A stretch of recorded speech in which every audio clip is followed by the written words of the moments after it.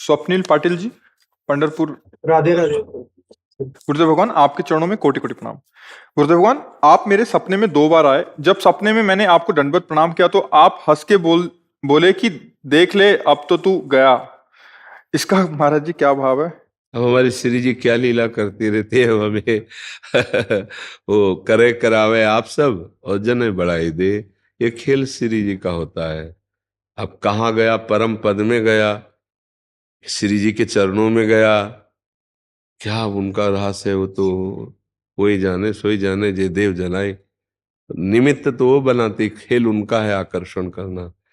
ये ढांचे को निमित्त बना करके सारा खेल प्रभु कर रहे हैं, श्री जी कर रहे हैं। तो जब कोई संतों को आत्मसमर्पण करता है, विनोद की भाषा में गोस्वामी तुलसीदास जी कह रहे हैं, नारद सिख जे सुने नर नारी, अवसी भवन तजी होई भिखा। तू तो गया, समझ रहे माया में फंसा या भगवान की कृपा के फास में फंसा। स्वप्न में संतों का आना, भगवान की छवि आना, भगवत धामों का एक कृपा का लक्षण है। हाँ, ऐसे भगवान की कृपा संतों के रूप में आकर के करती, उसे कृपा मानिए। कोई ऐसा नहीं, संत से कभी साधुते होए न कारज हानि, कभी अमंगल थोड़ी। संतों का दर्शन मंगल की सूचना होती है।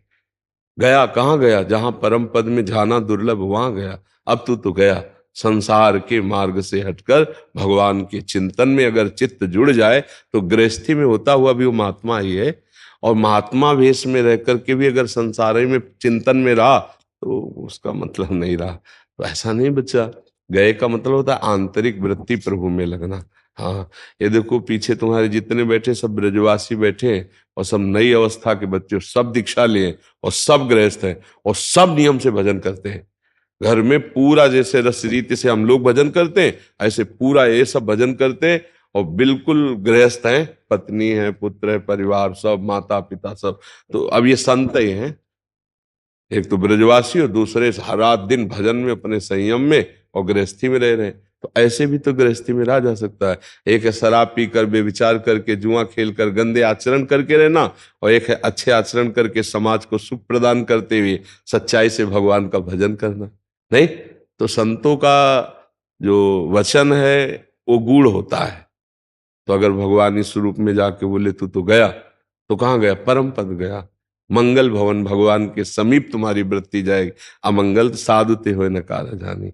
नहीं, भक्ति भक्त भगवंत गुरु चतुर नाम बपु एक, इनके पद बंधन किए नासत विघ्न अनेक। आपने कहा ना, हमने प्रणाम किया तो पद बंधन किए नासत विघ्न अनेक, सारे पाप नष्ट हो जाते हैं। भगवान की कृपा की तरफ हमारी वृत्ति बढ़ने लगती, भजन में हमारा अनुराग होने लगता है। ये संत कृपा का स्वरूप होता है। बल्कि हम कहीं नहीं जाते हैं, निमित्त बनाकर प्रभु कार्य करते रहते हैं। हजारों को जो आकर्षण करते हैं वो प्रभु ही तो करते हैं। नहीं, भगवान ही सब जीवों का वही जगत गुरु है, वही सबके हृदय में बैठे हैं, वही सबका मंगल करते हैं, वही सबको ज्ञान देते हैं, वही ज्ञानदाता है। ये तो एक निमित्त मात्र ढांचा आप देख रहे हो, पांच भौतिक ढांचा को संबोधन करके कहा जाता है संत, गुरुदेव, बाबा, जो भी कहे। लेकिन ये सब कुछ नहीं, ये 4 दिन की है चांदनी, इसके बाद ये नष्ट हो जाएगा। लेकिन जो अंदर तत्व है वो पहले भी था, अब भी है और आगे भी रहेगा। वही सबका मंगल करता है, ढांचा थोड़ी। ये ढांचा तो साउंड है, साउंड बोल रहा है, तो हमारी दृष्टि केवल ढांचे तक है। इसके अंदर जो बैठा है वो था, वो है, वो रहेगा, उसके सिवा और कोई है नहीं। वही कृपालु विविध रूपों में कृपा करता रहता है जी। संजय जी, मध्य प्रदेश से। राधे राधे। राधा वल्लभ श्री हरिवंश महाराज जी, आपके चरणों में कोटि कोटि नमन। महाराज जी, मैं पहले मांस आदि का सेवन किया करता था, पर 1 वर्ष से आपके से जुड़ने के पश्चात मैंने इन सभी चीजों का त्याग कर दिया और आपकी आज्ञा से राधा नाम जप करने का प्रयास कर रहा हूँ। परंतु महाराज जी, आपने एक बार एकांतिक में कहा था, जिस रसोई में मांस बनाया गया हो प्रभु उनकी भक्ति स्वीकार नहीं करते। तो महाराज जी, पहले हमारी रसोई में मांस बनाया गया था, पर 1 वर्ष से रसोई बिल्कुल स्वच्छ है, क्या अभी भी हमारी भक्ति स्वीकार नहीं? हमने अभी पीछे एकांतिक में एक भाई ने पूछा था कि मैं रेस्टोरेंट चलाता हूँ और आपके उपदेश से मैंने सब परिवर्तन कर दिया, अब उस रसोई को कैसे शुद्ध करूं? नहीं, तो हमने कहा वो पात्र पहले बिल्कुल हटा दो, वो जिनमें रसोई में मांस रांधा गया उन पात्रों को हटा दो, रसोई को गंगा जल यमुना जल से पवित्र कर लो और नवीन पात्र रख लो, हो गया। समझ रहे? वो पात्र तो नहीं होंगे ना कि वही पात्र है, तो वही है। तो फिर फायदा क्या हुआ? जिस बोतल में शराब भरी गई उसमें गंगा जल भर के रखने से पवित्रता नहीं होती, ऐसे उन पात्रों को फेंक दो, हटा दो। इतने गरीब तो नहीं हो कि पात्र है, जी जी। उन पात्रों को हटा दीजिए और रसोई को पावन कर दीजिए। कैसे उन पात्रों में तुम भी खा रहे हो हमारी बात मान करके भी? तो सुना था उसी दिन हटा देना था। कोई सोने चांदी के पात्र तो होते नहीं, आजकल तो स्टील के होते हैं। पहले पुराने समय में कांसे के होते थे घरों में, स्टील का प्रवेश ही नहीं था। स्टील के पात्रों को बड़ा निंदनीय माना जाता था। अल्मुनियम, स्टील आदि इनका प्रवेश ही नहीं था पहले घरों में।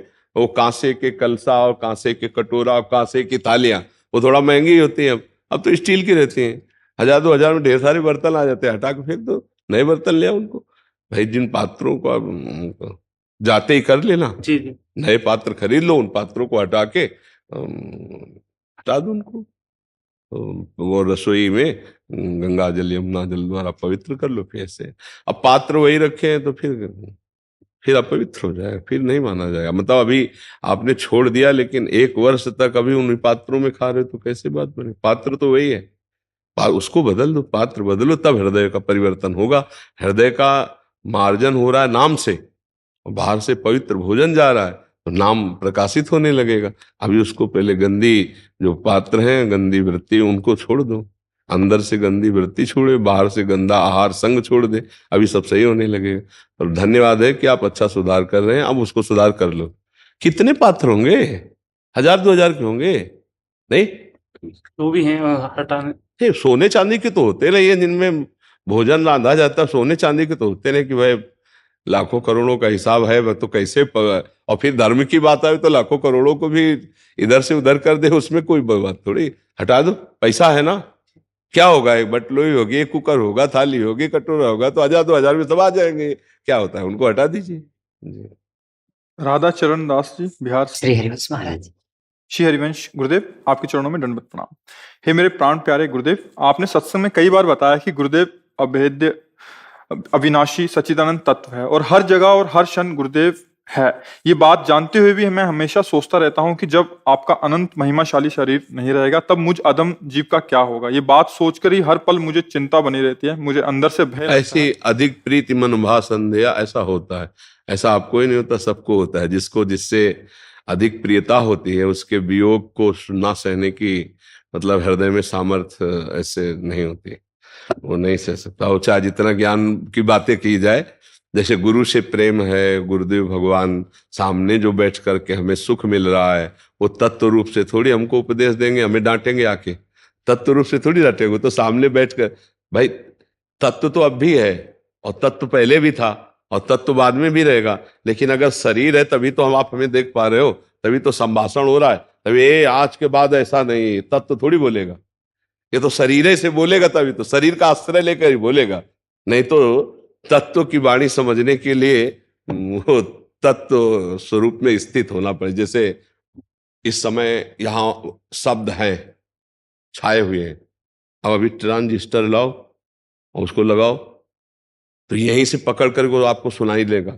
आप ट्रांजिस्टर लखनऊ लगाओ तो यहीं से वाणी पकड़ लेगा और सुना देगा। वायु में वाणी समाई हुई है लेकिन हम पकड़ थोड़ी पाएंगे, ट्रांजिस्टर पकड़। ऐसे ही तत्व की वाणी समझने के लिए तत्ववेत्ता चाहिए, लेकिन वही तत्ववेत्ता गुरु कृपा करके जब रूप धारण करता है तब हम उस वाणी को समझ पाते, तब महिमा को समझ पाते। तो हमारी बात तो बनी रूप से ना, तो हमारी आसक्ति रूप में हो जाती है गुरु के, और ये होना ही चाहिए।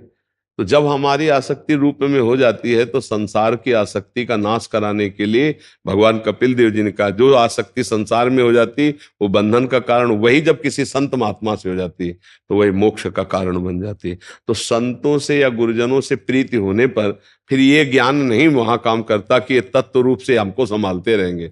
यही प्रार्थना होती है कि भगवान कृपा करके गुरु रूप से आप मिले हो, तो जब तक हमारा जीवन है तब तक मैं आपको ऐसे ही देखता रहूं और आपके ऐसे शासन में रहूं और आपके दुलार से ही भगवान के भजन में लगा रहूं। आप हैं तो भजन है और आप गए तो पता नहीं मन कहाँ ले जाएगा। ऐसा हम सबको भी होता है ना, अपने गुरुजनों के प्रति ये रहता है कि ये चिरजीवी रहें, जब तक ये अधम इनके अनुशासन में तभी तक मंगल है, और जब कोई शासन करने वाला नहीं हुए तो पता नहीं मन कहाँ में रौंद दे। तो ये तो आकांक्षा रहती ही है, ये कोई निंदनीय या निषेध नहीं, ये तो बहुत अच्छी बात है। पर समझना होगा कि रहना नहीं देश बिराना है, यहाँ से जाला है आज नहीं तो कल। जो पहले से तैयार न थे पछता पछता कर चले गए, हम तुम सबको जाना है, जाने की तैयारी कर लो। रहे न रावण सम अभिमानी, हिरणा कश्यप संवरदानी। खान विभव की खान, जगत में कुछ दिन के मेहमान, भजले श्री भगवान जगत में कुछ दिन। चलना तो है यार, आज नहीं तो कल जाना तो पड़ेगा। ये सरकारी है, यहाँ ट्रांसफर होगा, ये बंगला भी नहीं रहेगा, ये व्यवस्था नहीं रहेगी, ये तो जाना पड़े। इसको सत्य को स्वीकार कर ले, तो इसीलिए अभी लाभ ले लो फटाफट, जितना लाभ लेना है, नहीं तो फिर जब उनका, तो अब इसको तो जाना ही है। अच्छा, किसी के जैसे स्वस्थ शरीर तो आशा है कि चलो 40-50 वर्ष और जी जाएगा। यहाँ तो किडनी फेल है, अतरे दिन डायलिसिस से शरीर चल रहा है, पर वो हम वहां है ही नहीं। 1 बजे रात्रि से है ये दिनचर्या चल रही है, 1 बजे रात्रि से, और 10:15 बजे तक चलती रहेगी। हमारे पास समय नहीं सोचने का कि मैं बीमार हूं, मुझे पास समय नहीं नहीं, हमारे पास समय नहीं सोचने का कि मैं बीमार हूं, वो समय ले। हाँ, ये बड़ी कृपा ठाकुर जी की। आप जैसे 1 सप्ताह से बोल रहे थे तो हम इतना घबरा रहे थे कि आप बोल रहे हैं कि छोड़ देंगे शरीर, जैसे बोलने से लगता है कि आप बोल रहे हैं क्या इस शरीर से आप मुंह मत कीजिए। नहीं, हाँ नहीं बच्चा, इसका क्या, अच्छा देखो, जैसे मकान की नींव हिल गई हो तो वो कभी भी गिर सकता है ना। बच्चा किडनी फेल है, लेकिन अंदर से पूरा ये हो जाता है जब से सुने आप। अब आपका नहीं, बहुत लोग हैं, बहुत ऐसे प्रेमी जन हैं, बहुत ऐसे भावुक जन हैं कि अब इस के रहते हुए कम से कम हम तो उसका लाभ उठा ले, इसलिए हम रह नहीं सके, आए अभी महाराष्ट्र में जॉब करते हैं। और में बिहार से भले आ गए, कल का पता थोड़ी है कि अब तुम बैठेंगे कि नहीं बैठेंगे। 1 साल और भी खत्म हो गया जिंदगी का, आज जन्मदिन है मेरा, तो प्रभु जी मुझे तार दीजिए इस जीवन, और नहीं व्यर्थ करना। नाम जप करो, कर रहे हैं, जब से बहुत सुने नाम आप। जप करो। प्रेम नीति जी, श्री हरिवंश महाराज जी, आपके चरणों में कोटि कोटि प्रणाम। महाराज जी, कल के सत्संग में आपके श्रीमुख से सुना था कि महापुरुषों का आश्रय लेने से एक उमंगन सी आती है, उस उमंगन को तपस्या के द्वारा संभाला जा सकता है, नहीं तो गिरा देगी। तो इसका मतलब समझ में नहीं आया महाराज जी, कृपा करके समझाने का। जैसे हम किसी संत महात्मा के समीप हैं, या किसी महापुरुष की सेवा में हैं, या किसी महापुरुष के आदेश से साधन में लगे हैं, तो हमारे अंदर एक आनंद की उमगन होती है। उस आनंद की उमगन को यदि उदासीनता और जितेंद्रियता के द्वारा न रोका जाए तो वही उमगन उसे भ्रष्ट कर देगी, उसे कहीं न कहीं फंसा देगी। इसीलिए जैसे जैसे आनंद और महापुरुषों की कृपा बढ़े, वैसे वैसे इंद्रियों का संयम, अंतर्मुख होना और उदासीन रहना। परम प्रिय खिन्न गिरा अरथ जल बीच सम, कहियत भिन्न न भिन्न, बंदो सीता राम पद, जिन्हें परम प्रिय खिन्न। खिन्न उदासीन रहेगा, बाहर से शांत उदासीन, अंदर आनंद की उमगन। अब वो आनंद की उमगन का जो स्वरूप है, उससे तपस्या जितेंद्रियता के द्वारा रोका जाता है। नहीं तो जहां आनंद की उमगन आई तो फिर शरीराकर्षण, काम, भोग वासना, नाना प्रकार की वृत्तियां, इनमें फंस जाता है। ये फंसाव है। जैसे खेती की मेड़ को मजबूत कर दे तो पानी उसके अंदर रुका रहेगा, अगर बिल है, चूहे ने कर दिया या मेड़ टूट गई तो उसका प्रवाह निकल जाएगा। ऐसे आनंद की उमगन को रोकना है, इंद्रियों को अंतर्मुख करके और उदासीन होकर। अगर वो खुला रह गई तो इंद्रियों के द्वार से वो नष्ट हो जाएगी। वो फिर देखा गया है, बहुत बड़े महापुरुषों के समीप रहकर कोई लाभ ना ले पाना और पतित हो जाना। तो ऐसा क्यों हुआ? बोले आनंद की उमगन को वो संयम के द्वारा संभाल नहीं पाए, भ्रष्ट हो गए। ऐसा क्यों हुआ? क्योंकि वो महापुरुषों की आंतरिक संपत्ति पर नहीं, वो बाहरी प्रभाव पर लाभान्वित होना चाहे, इसलिए ऐसा हुआ। नहीं, संत का कृपा पात्र, महापुरुषों का कृपा पात्र अपनी अंतर्मुखता में आता है। बाहर से इंद्रियों को अंतर्मुख ला करके तप माने जो अंदर काम, क्रोध, लोभ, मोह का ताप है, उसको सह रहा है। जो सह गया वही महापुरुष हो गया, जो टूट गया वही विषयी हो गया। तो ये बात समझना है। भजन की उमगन महापुरुषों के आनंद की उमगन उसको संभालना होता है। जैसे छोटा आदमी, उसको 1 करोड़ रुपया मिल जाए तो फूला फूला घूमेगा। अब वो कोई गलती करेगा, कोई अपराध करेगा, उसको 1 करोड़ का जो नशा है उससे अपराध करवा देगा, वो उससे गलती करवा देगा। और अगर वो गंभीरता से रहे, चुपचाप शांति से उसे हजम कर जाए तो सुरक्षित रखा रहेगा। ऐसे ही भजन का भी उन्माद होता है, साप देने में, वरदान देने में, किसी का अनिष्ट करने में, किसी का प्रभाव दिखाने में। तो ये कई तरह से, अगर इस तरह से नहीं तो फिर आकर्षण माया करेगी। किसी शरीर में फंस जाना, किसी भोग में फंस जाना, किसी प्रणाम नमस्कार में फंस जाना, बहुत से फंसाव हैं। तो इसलिए उदासीन, गंभीर, शांत वृत्ति से रहना, अपने अंदर के भावों को छुपाना, आए हुए अंदर के वेगों को सहना, काम का वेग, क्रोध का वेग, वाणी का वेग, उदर का वेग, जनेन्द्रिय, विविध प्रकार के वेगों को शांत भाव से, वो आनंद परमात्मा आनंद की तरफ ले जाएगा। किसका प्रश्न था? हाँ, आप समझ पा रहे हैं? हाँ, जैसे जैसे भजन बढ़े, आनंद बढ़े, वैसे वैसे उदासीन, थोड़ा भी बाहर किसी भी तरह से बहिर्मुख होकर व्यवहार ना करे। अगर व्यवहार करना है तो भागवतिक भाव से व्यवहार करे। नहीं तो जैसे होता है कि खूब भजन हुआ 4 घंटे 5 घंटे, अब थोड़ा मन को हम छूट दे देते हैं, जहां छूट दिया वैसी जगह फंसा देगा, अगले दिन भजन भी नहीं हो पाएगा और जो भजन हुआ उसका आनंद भी छीन हो जाए। जैसे जैसे भजन बढ़े, महापुरुषों की कृपा बढ़े, वैसे वैसे ऊपर से खिन्न और उदासीन, कि आदमी एक बार देख के दोबारा देखना ना चाहे कि यार कितना ये हर समय दुखी सा बना रहता है। ऐसा होना चाहिए, बिल्कुल शांत गंभीर। नारायण हरि भजन में पाचों न सुहात, विषय भोग, निद्रा, हंसी, जगत प्रीति, बहुबात। ये समझ पा रहे हैं आप? उस आनंद की उमगन को संभालने के लिए ये 5 बात अच्छी नहीं लगती। विषय भोग, निद्रा, हंसी, जगत प्रीति, बहुबात। जगत का व्यवहार बढ़ाना, बहुत सी बातें करना, खूब अच्छे अच्छे पदार्थ खाना, खूब सोना, हंसी मजाक करना, ये सब अच्छा नहीं लगता। वो गंभीर, अल्पाहार करने वाला, धर्म पूर्वक आचरण करने वाला, जैसा व्यवहार जिसके साथ उचित व्यवहार पर उदासीन, तो वो अपने आप को बचा ले जाएगा। प्राय ऐसी चतुरता नहीं होती। तो सत्संग तो इसी बात का होता है ना, कि भजन कैसे करना है, उसको करके कैसे बचाना है, बचा के कैसे उसे पचाना है, और भजन पच गया तो सिद्ध पुरुष हो गया। तो इसीलिए सावधानियां वर्णन की जाती हैं।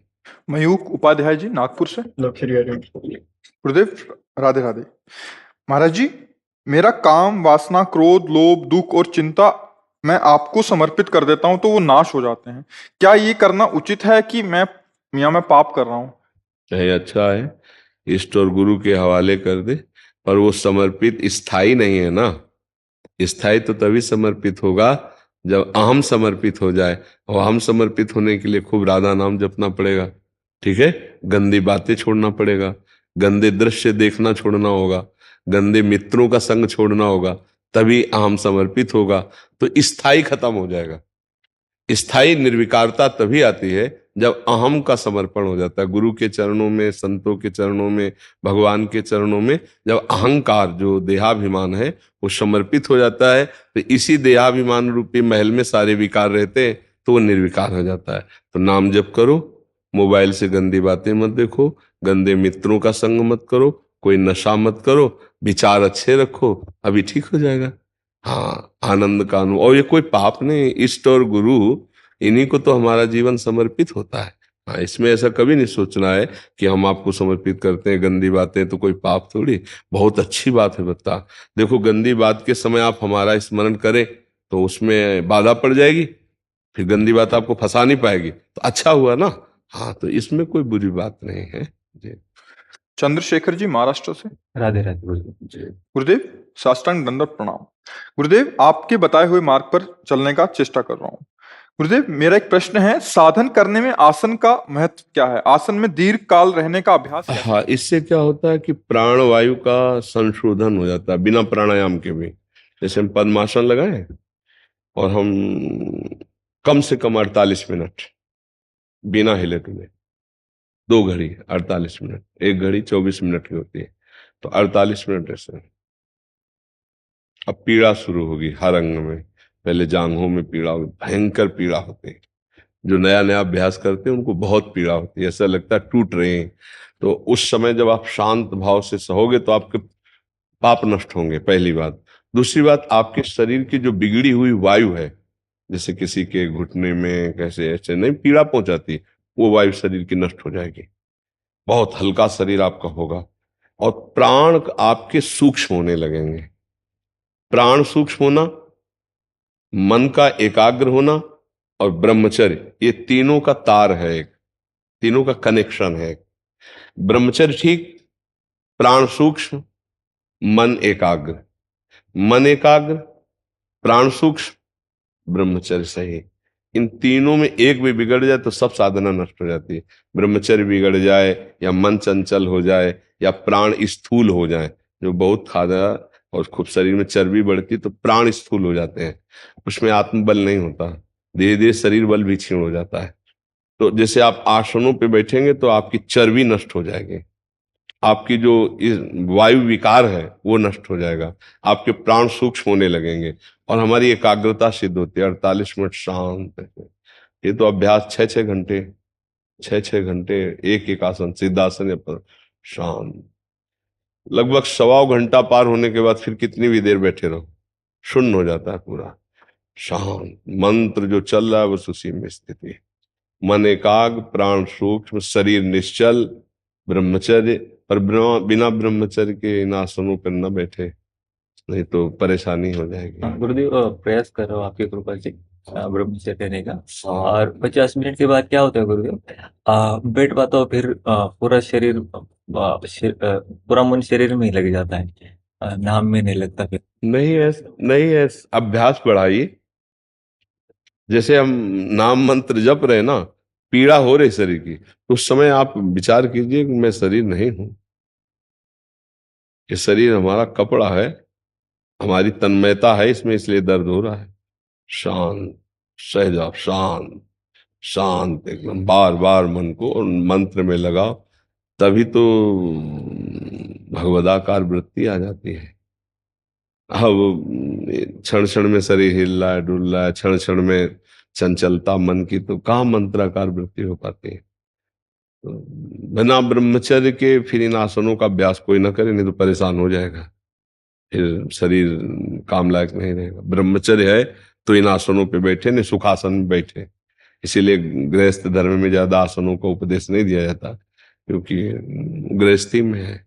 जैसे ऐसे ये सुखासन है, जैसे ऐसे नहीं पलथी मार के बैठना, इसे सुखासन कहते हैं, इसमें बैठा जा। लेकिन सिद्धासन और पद्मासन, इनके लिए पहली बात सुन लो, ब्रह्मचर्य की आवश्यकता। अगर ब्रह्मचर्य नहीं तो फिर ये खेल खतरनाक हो जाएगा, फिर शरीर के लिए हानिकारक होगा। और जो सिद्धासन और पद्मासनों का अभ्यास करते हैं वो फिर ऊर्ध्वरेता ब्रह्मचारी हो जाते हैं। और सिद्ध आसन होने लगे तो सुषुम्ना नाड़ी खुल जाती है और फिर उनका ब्रह्मचर्य ऊर्ध्वरेता हो जाता है।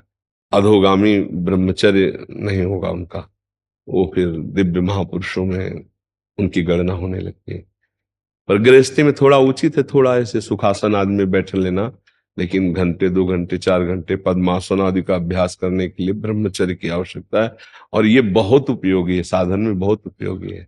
आसनों में तो बैठना ही चाहिए। तो ना अन्य आसन ले सके तो जैसे 30-40 मिनट जो है वो अगर हम सुखासन में बिना हिले डुले बैठने का अभ्यास करें तो भी हो जाएगा, पलथी मार के आराम से नहीं। अगर ऐसा ना हो तो फिर सोफा में भी बैठ के हो सकता है, कुर्सी में भी बैठ के हो सकता है, पर उसमें है कि फिर अचंचल स्थिति लावे। जैसे एक बार बैठ गए आराम मुद्रा में बैठ गए, अब सामने हम बार बार मंत्र लिख रहे हैं, बस अब बैठे ही रहे। अब अगर पीड़ा भी हो रही तो थोड़ा बैठे रहे, आराम मुद्रा में बैठे रहे। 30-40 मिनट का अभ्यास धीरे धीरे करे तो, और जहां मन विचलित होने लगे तो आसन हटा दे, हमको भजन से मतलब है, फिर दूसरा आसन कर ले, पैर फैला ले, जैसे बोले वैसे। भजन नहीं छूटना चाहिए। एक क्षमता है सहन करने का अभ्यास की, तो जैसे अब ज्यादा कष्ट होने लगा तो कष्ट में मन लगने लगा, आप जैसे कहते हो, फिर हटा दे। हाँ, फिर 1-1 मिनट बढ़ाया जाता है।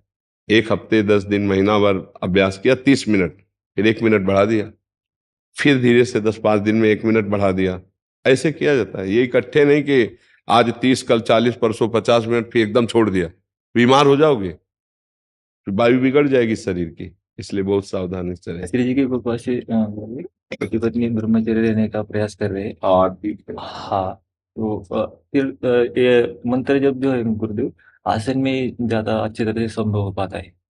केवल आसन में ही ना रखे, चलते फिरते भी रखे। क्योंकि अगर आसन में ही रखोगे, आसन से खड़े हो गए, फिर साधना नहीं, तो उस समय मृत्यु हो जाए तो हमें मृत्यु की तैयारी करनी है। बात समझो, हमें साधन आसन का नहीं करना, हमें साधन चिंतन का करना है। कुछ देर आसन में, कुछ देर टहल करके, भोजन के समय, शौच के समय, स्नान के समय, हर समय हमको भगवत चिंतन में रहना है। कभी भी प्राण निकल जाए, हमारी तैयारी है जीवन मुक्त होने की, आसन सिद्ध करने की नहीं। इसका अगर हम आसनों में ही केवल रखेंगे तो 40 मिनट आसन कर लिया, इसके बाद हमारा मन फालतू में फिर चिंतन करेगा संसारिक। तो इसलिए हमको हर समय तैयार रहना है। ठाड़े बैठे परे उताना, कबीर काहे हम रहे ठिकाना। ठिकाना आराध्य देव, चाहे हम खड़े हैं या बैठे हैं, हम हर समय अपने आराध्य देव में स्थित है, ऐसा ध्यान रखो। शिक्षा जी नागपुर से। राधे राधे। गुरु चरणों में कोटि कोटि प्रणाम।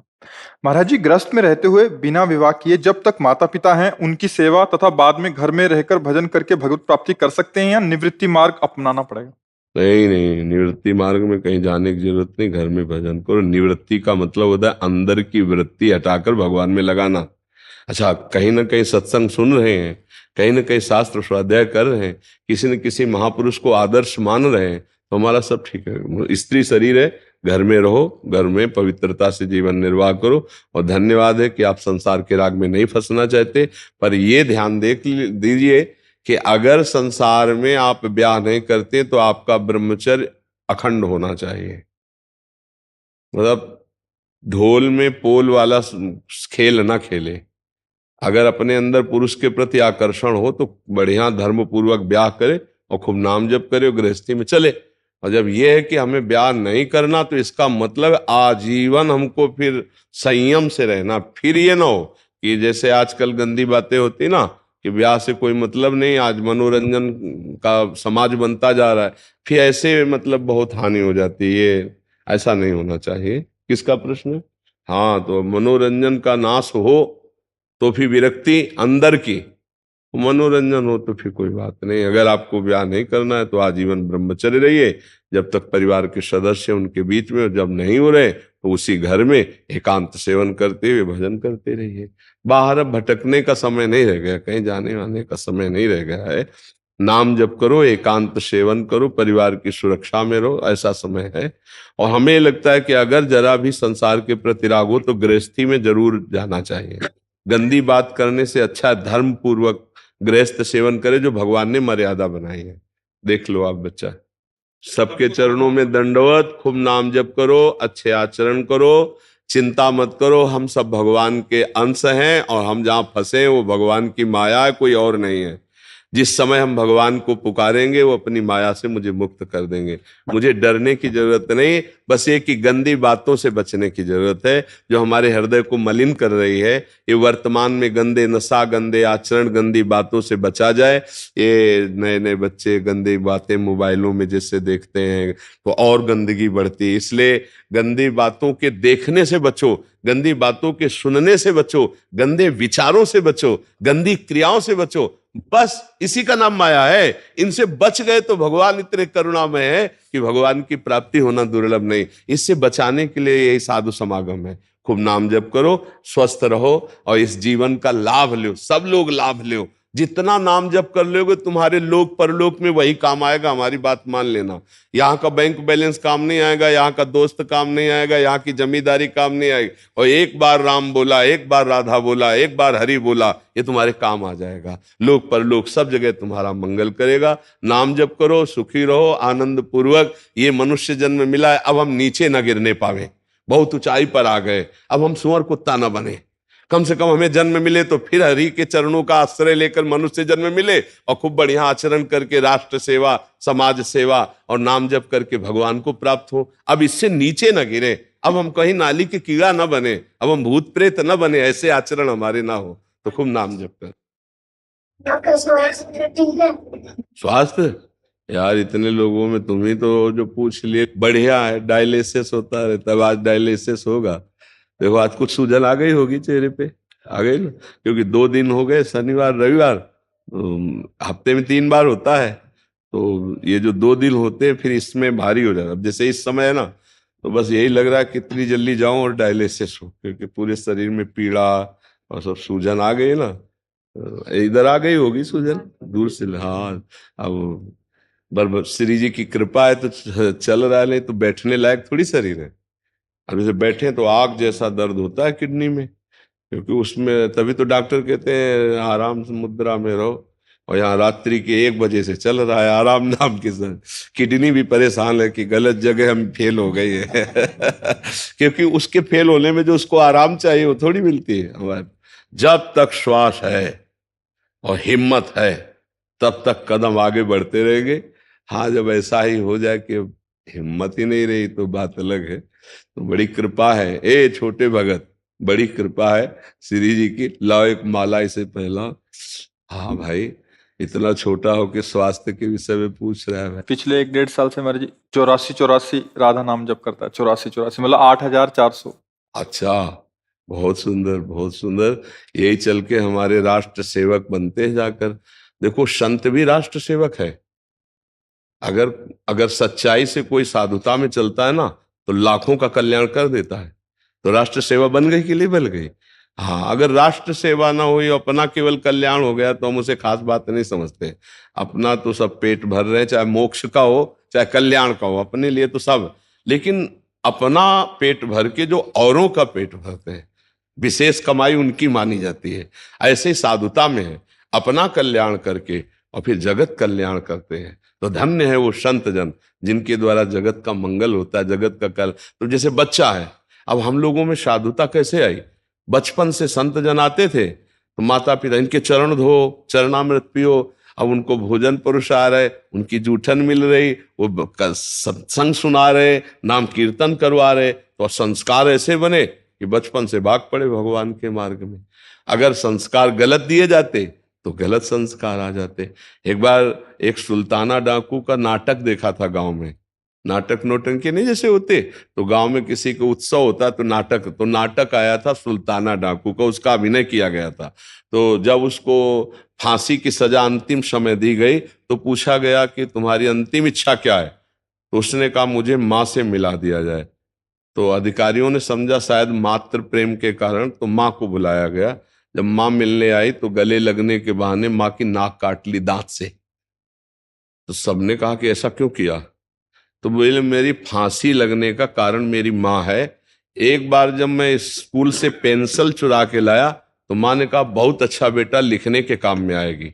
बस मैंने समझा कि अच्छा काम है, तब से चोरी करता करता मैं इतना बड़ा डाकू बना और उसका परिणाम हुआ कि आज मैं फांसी की सजा में। अगर पहली पेंसिल में थप्पड़ मार देती और कहती गलत काम है आज के बाद कभी ना करना, तो मैं सुल्ताना डाकू ना बनता और मुझे आज फांसी ना मिलती। तो धन्य हो माता पिता जो अपने बच्चों को सच्ची शिक्षा देते हैं। अब जैसे नाम जप कर रहा है, सत्संग में आया, ये कुछ समझे ना समझे, पर ये संस्कार इसके अंदर जो है, वो अगर गृहस्थ भी रहेगा तो एक बहुत अच्छा गृहस्थ रहेगा। अगर विरक्त हुआ तो भगवान का भक्त, विशेष जगत मंगल करने वाला। मम भक्ति युक्तो भुवनम पुनातु। जैसे एक दीपक से जल जाए और 1 करोड़ दीपक जला दे तो पहले वाले दीपक में क्या अंतर पड़ जाएगा? क्या? कुछ नहीं। ऐसे ये जो भगवत प्राप्त भक्त है, लाखों को भगवत प्राप्ति करा दे तो उसमें कोई फर्क थोड़ी पड़ जाता, कोई कमी थोड़ी हो जाती। पर पहले अपना दीपक जलना चाहिए, बुझे से दीपक थोड़ी जलता है। तो पहले स्वयं सिद्ध भगवत प्राप्ति, स्वयं भगवदानंद की, तब उसकी वाणी से लाखों को भगवदानंद की प्राप्ति हो जाती है। और ये भजन से होता है, ये निष्कामता से होता है, ये बुरे आचरणों के त्याग से होता है। भेष चाहे जैसा हो, आचरण बुरे हैं तो कुछ लाभ नहीं। और भेष चाहे जैसा हो, आचरण अच्छे हैं तो वो महात्मा है, वो संत है। भले वो पैंट शर्ट में हो सकता है, वो धोती कुर्ता में भी हो सकता है। ऐसे ही पापी किसी भी वेश में हो सकता है। कालनेमी ने भी तो साधु का वेश धारण किया था। तो ऐसे हमारा उद्देश्य ठीक है तो हम महात्मा है, हमारा उद्देश्य ठीक नहीं तो वेश से कोई खास बात नहीं होती है। जी किशन जी काशी से। श्री हरिवंश। श्री हरिवंश महाराज जी अब तक गलत रास्ते पे थे, हमें निकलने का तरीका बताएं, आप कैसे निकलें? अगर आप इतना जान गए हो कि मैं गलत रास्ते में चला गया हूं तो लौटने का रास्ता तो आपको पता ही है ना। जिस रास्ते से हम गलत रास्ते जा सकते हैं तो सही से गलत में गए हैं ना, तभी तो हम जानते हैं कि ये गलत है। वैसे ही वापस लौटे आओ। कदम वापस करो। अगर हम इधर जा रहे हो गलत रास्ता है तो हम क्या करते हैं, वापस लौटते हैं ना। वापस लौटो, आज के बाद मैं ये नहीं करूंगा, यही वापस लौटना। तो वृंदावन में बैठे हो, आप जिसे गलत समझते हो उसे आज के बाद मत करो। अब लो नशानी अब ना नशे हो। बोल सकते हो कि क्या गलत करते हो? ड्रिंक करते थे, और ड्रिंक स्मोक इस तरह की चीजें। मेरे फ्रेंड सर्कल में साथ में क्लब जाना, धरना। नए बच्चों में सब होता है, लेकिन आप विचार करके देखिए कि अब आपके अंदर अगर सत्संग थोड़ा भी पहुंच गया है तो आप विचार कीजिए आपकी हालत क्या है शरीर की। ये रोग का घर है शरीर। अगर आप सावधान नहीं रहेंगे तो अभी तक तो मनोरंजन किया है, अब जो उसका परिणाम आएगा तो केवल भोगना ही भोगना पड़ेगा। और कोई सर्किल मित्र का आपको सहयोग देने वाला नहीं। जब तक जेब में दम है, आप में दम है, तो हाथ मिलाएंगे। जिस दिन चारपाई में लग गए ना, फिर कोई तुमसे मिलने आवे या स्मोक कराने आवे या ड्रिंक कराने आवे तो हमें बताना तुम्हें, तुम्हारी जेब में दम है, शरीर में दम है, इसलिए चार हाथ मिलाते हैं। आज से सुधर जाओ। हाँ, आज से कसम खाओ इस बात की हम वृंदावन में कि हम शराब नहीं पिएंगे, हम नशा नहीं करेंगे जो स्मोक आदि कर रहे हैं। ठीक है ना, अच्छे बच्चे हो। और 2-3 किलोमीटर दौड़ लगाना करते हो सुबह? नहीं, आज से नियम लो, अगर दौड़ लगाने में असमर्थ हो तो रफ्तार से चलो। देखो शरीर स्वस्थ रहेगा ना तो धर्म कर पाओगे, भजन कर पाओगे। इसे स्वस्थ शरीर नहीं कहते। आपका शरीर अस्वस्थ है। शरीर में अधिक चर्बी बढ़ जाना, शरीर का अधिक वजन बढ़ जाना, ये आपके जो मेन अंग हैं उन पर इसका प्रभाव पड़ेगा। लीवर है, किडनी है, हार्ट, इन पर प्रभाव पड़ेगा। अधिक चर्बी है, शरीर के लिए ठीक नहीं है। तो आप दौड़ लगाओ। जैसे बाहर दौड़ने को न मिले तो आजकल वो ट्रेडमिल उसमें दौड़ो। ठीक है, और नशा मत करना। आप हमारे सामने कसम खाइए, कसम खाते हैं। हाँ, इसका निर्वाह करना। गुरुजी एक रिक्वेस्ट है मेरी, हाँ, समझ नहीं आता जब चीजें, कोशिश बहुत बार करते हैं कि हमको पता है ये बंदा सही नहीं है मेरे लिए, ये सिर्फ ऑफिशियली हम मिल रहे हैं, पर कोशिश करते हैं 10 दिन बाद वापस उसी ट्रैक पे आ जाता है। नहीं छूट ही नहीं पाता। जैसे भजन कीर्तन स्टार्ट करते हैं फिर 15 दिन बाद वापस नॉर्मल हो जाता है। तो हम अपने आप को निराश नहीं रखना। 15 दिन बाद वापस आए ना, फिर 16वें दिन वापस चढ़ेंगे ना हम, तो अगली बार 20 दिन हम वापस नहीं आएंगे। फिर अगली बार हम 30 दिन, एक दिन हम स्थित हो जाएंगे। हमको निराश नहीं होना, हताश नहीं होना। गुरुजी एक्सेप्ट कर लीजिए हमको। नहीं, हम देखो बच्चा, हम नहीं रह पा रहे हैं, नहीं समझ में आ रहा है हमको। देखो कमजोर बनोगे तो फिर हम कैसे साथ, आपको हमारा साथ देना होगा, आपको डटना होगा। अगर आप ये कह दे कि अब हमारे सामने मित्र आ जाएगा मैं उसके साथ क्लब चला ही जाऊंगा, हमारे सामने कोई फ्रेंड आ गया तो हम ऐसा कर ही लूंगा, तो अब फिर हम असमर्थ हो जाएंगे। देखो हमारे पास नाटकबाजी, जादू, तमाशा, ड्रामा नहीं है, अध्यात्म का है। सत्य बात यह है कि उपदेश श्री कृष्ण का और स्वीकार अर्जुन का करना। रथ हम हाकेंगे लेकिन बाण तुम्हें चलाना होगा। बात समझे ना? जब हमारी आपकी मित्रता श्री कृष्ण और अर्जुन जैसी हो तो बात होगी। हम वही रथ खड़ा करेंगे जहां तुम्हारा कल्याण होगा, लेकिन जहां तुम्हारा अकल्याण जिनसे होता है उनको तुम्हें छोड़ना होगा, है ना? उसके लिए तुम्हें हमें साथ देना होगा। तुम्हें इतना कमजोर नहीं होना कि अब यार कहेगा, दोस्त कहेगा तो फिर महाराज जी आपकी कसम टूट जाएगी, तो फिर हम हार जाएंगे और तुम हार जाओगे। अगर आप ये साथ दोगे कि जो मैं वचन दे दिया प्राण त्याग सकता हूं, कभी नहीं करूंगा, आपसे बढ़कर कोई मित्र नहीं है। सोचो, देते वचन। हाँ, एक बात समझो, हमसे बढ़कर तुम्हें दोस्त नहीं मिलेगा। इसलिए नहीं मिलेगा कि देखो हम धन से बड़े नहीं हैं, हम तन से बड़े नहीं हैं, हमारे भगवान है, इस बात से हम बड़े हैं कि हम प्रभु के दास हैं। आप भी श्री भगवान के हो, समझ रहे हो? तो हमारी तुम्हारी दोस्ती सहज है, ड्रामे वाली नहीं है। और हम तुम्हारे मंगल के लिए कह रहे हैं, तुमसे कुछ लेने के लिए नहीं, तुम्हें महान बनाने के लिए। जहां तुम गिर चुके हो वहां से खड़े करने के लिए। तो हमारी बात केवल मान लो, जैसे हम आपसे कह रहे हैं कि आप शराब मत पीना, तो इसके साथ हमारा पावर भी आपके साथ है। केवल इतना ही नहीं है, आप जो कह रहे हैं कि मैं नहीं पीऊंगा, तो इसके साथ आप देखना पावर भी है, पर आपको कदम लड़खड़ाने नहीं है। अगर लड़खड़ा दिया तो बात नहीं होगा, नहीं तो लाखों लोग, आप ही नहीं हो, लाखों लोग ऐसे जो मिलते हमसे बात के हैं और पहले सुधर चुके हैं। आप तो आज कसम खा रहे हो, यहां सैकड़ों हजारों लोग ऐसे आ चुके हैं जो एक कह चुके हैं कि मुझे 6 महीना हो गए सब छोड़े, मुझे साल भर हो गया छोड़े, और तब वो हमसे मिले। इसका मतलब क्या हुआ?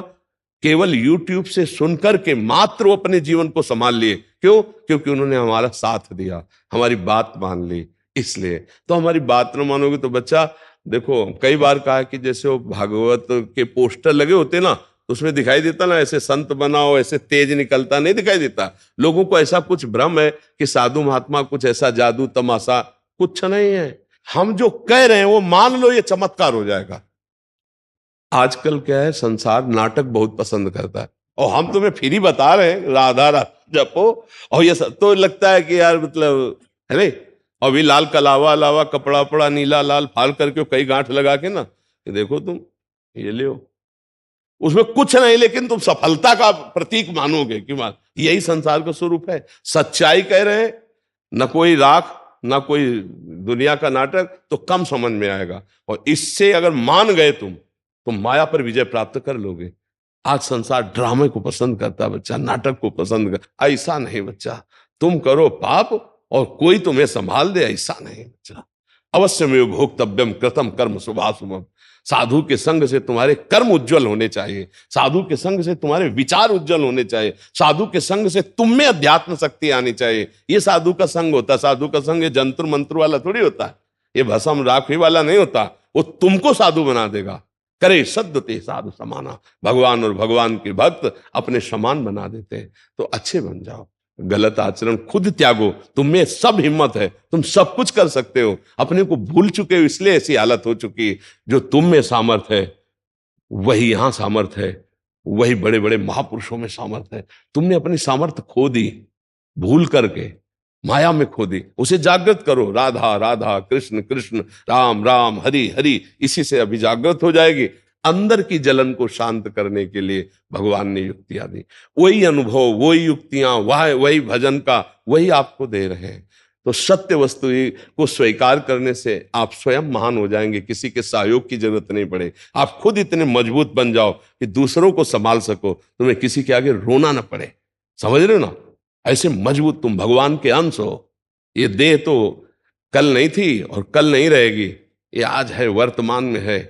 अव्यक्तादीन भूतानि व्यक्त मध्यानि भारत, अव्यक्त निधनान्य तत्र का परिदेवना। ये सब शरीर पहले नहीं थे, ये बाद में भी नहीं रहेंगे।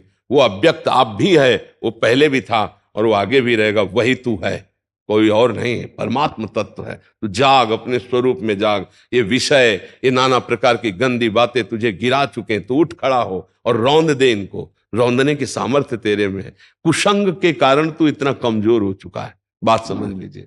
हमारी दशा बहुत बिगड़ चुकी है कुसंग से।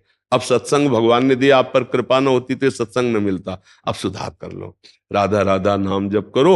और देखो हम जो कह रहे हैं, ये भजन की तरह हमारी बात मानना। 2-3 किलोमीटर ट्रेडमिल में या ऐसे दौड़ो, और कभी भी ऐसे पदार्थ मत खाओ जो तुम्हारी बुद्धि को, तुम्हारे स्वास्थ्य को खराब करे। अभी ज्यादा अवस्था तो आपकी होगी नहीं। कितनी अवस्था है? 32। हाँ, तो अभी जवान हो। और देखो, बहुत ज्यादा शरीर को इस तरह से फैलाना अच्छा नहीं। अल्पाहार करो, पवित्र आहार करो, सात्विक आहार करो, और थोड़ा व्यायाम करो। करते हो व्यायाम कुछ? तो जो करना चाहिए वो तो कर नहीं रहे, जो नहीं करना चाहिए वो कर रहे हो। ट्रेनर आता है, उसके साथ ब्रेड मक्खन खाने चले जाता है। हाँ नहीं, अब मक्खन मत खाना, नहीं तो गड़बड़ हो जाएगा। अब ले, अब तो राधा राधा जपो और मूंग की दाल और सूखी रोटी खाना सीखो। तो अब अभी सब ठीक हो जाएगा धीरे धीरे। ठीक है, मांस तो नहीं, अच्छे बच्चे हो जी।